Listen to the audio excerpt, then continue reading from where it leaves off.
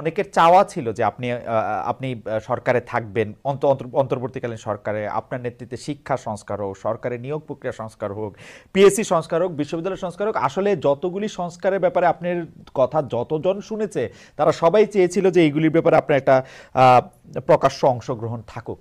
এইটি কি মানে এইটি নিয়ে আপনি কিছু বলবেন কিনা, যে জনগণ এটা আসলে খুব জানতে চাচ্ছে যে আপনি আমাকে অনুষ্ঠান শুরুর আগে বলছিলেন স্যার, অনুষ্ঠান আগে বলছিলেন যে আমি এত এত এত এত ফোনের মধ্যে কি দেখি এটা লোকে বলে, আমি দেখছিলাম যে লোকে কি বলে, লোকের মধ্যে একটা বড় অংশ এটি বলছে যে আপনাকে আসলে সরকারে দেখা গেল না কেন, নিলেন না কেন, থাকলেন না কেন, এরকম একটা প্রশ্ন স্যার। আচ্ছা, এখনকার যে সরকার এটা হচ্ছে আপৎকালীন সরকার, আমরা অন্তর্বর্তীকালীন বলি আর কি, তাই না?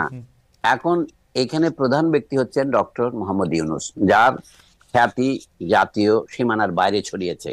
আপনি যদি বলেন যে আনন্দবাজার সঙ্গে কথা বলা যাবে না যেহেতু এটা আমাদের সীমানার বাইরে, না আমি বলা যাবে না আমি বলি নাই, আমি বলছি যারা এই আহ্বান জানাচ্ছে তারা হয়তো ভাবতেছে আয়ত্তের বাইরে, কারণ বাজারের তো না। আমি বলছি আর কি, এখন ডক্টর ইউনূস এতগুলি পুরস্কার পেয়েছেন আন্তর্জাতিক ভাবে, শুধু নোবেল পুরস্কার তো নয়, তিনি ম্যাগসেসে পুরস্কার থেকে শুরু করে আমেরিকান কংগ্রেসের gold medal, president medal, star পুরস্কারের তালিকা করতে গেলে এক জীবন পার হয়ে যাবে। রাইট।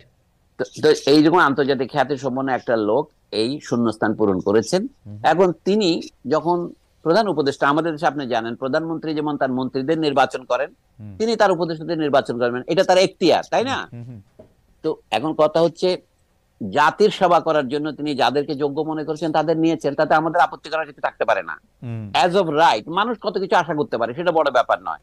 তবে জাতির সেবা করার পথ, এই যে আপনি ডয়েশে বেলে, আপনি ছিলেন ইন্ডিপেন্ডেন্ট টিভিতে, তার আগের কথা বাদ দিলাম, প্রথম আলোতে কাজ করেছেন, সরকারি চাকরি ছেড়েছেন আপনি, এখন আপনি দিকে নিউ ইয়র্কের ঠিকানা একটা প্রাইভেট পত্রিকায় গিয়ে কাজ করছেন। আমিও সেরকম নানা জায়গা থেকে দেশের সেবা করার যে সুযোগ আছে সেটা আমি ব্যবহার করব। মানে আমি যে জাতীয় সমাজ, যেটাকে অনুবাদ করতে না পারে আমাদের বাঙালিরা, মানে এটাকে সুশীল সমাজ বলে। আমাদের শিক্ষা দীক্ষার যে কত অন্যায় অবনয়ন হয়েছে তার একটা প্রধান হচ্ছে লোকে সিভিল সোসাইটি অনুবাদ করতে পারে না, পলিটিক্যাল ইকোনমির অনুবাদ করতে পারে না, পলিটিক্যাল ইকোনমি অনুবাদ করে রাজনৈতিক অর্থনীতি, তাতে বোঝা যায় সে নিজে যে আসলে দেউলিয়া, এটাই প্রমাণ করে। বাংলাদেশের বুদ্ধিজীবী সমাজ প্রায় দেউলিয়া, কারণ সবাই দেখে অনুবাদ করে। তৃতীয় হচ্ছে প্রজাতন্ত্র, আমি তিনটা শব্দ, সস্তার তিন অবস্থা বলে না, আমাদের সুশীল সমাজ, রাজনৈতিক অর্থনীতি এবং নাগরিক তন্ত্র। আমাদের এক বন্ধু বলে এটার নাম হবে সর্বজনতন্ত্র, কারণ সর্বজন শব্দটা তার প্রিয়। আমি বলছি এই অবস্থায় কথা বলা খুব মুশকিল। আমার কাজ হলো একজন নাগরিক হিসেবে, আপনি উপদেষ্টা হলেন কি হলেন না বড় ব্যাপার নয়, আপনি আমাকে বলেন, আমি আমার কর্তব্য পালনে যেখানে যেখানে বিচ্যুত হয়েছি সেখানে সংশোধন করে দেন, সেটা করব। উপদেষ্টা হওয়াটা কোনো বড় ব্যাপার নয়। দেশে ভবিষ্যতে নির্বাচন হবে, আমি মনে করি যারা নির্বাচিত হয়ে আসবে, এখন এটা হচ্ছে গুরুত্বপূর্ণ প্রশ্ন।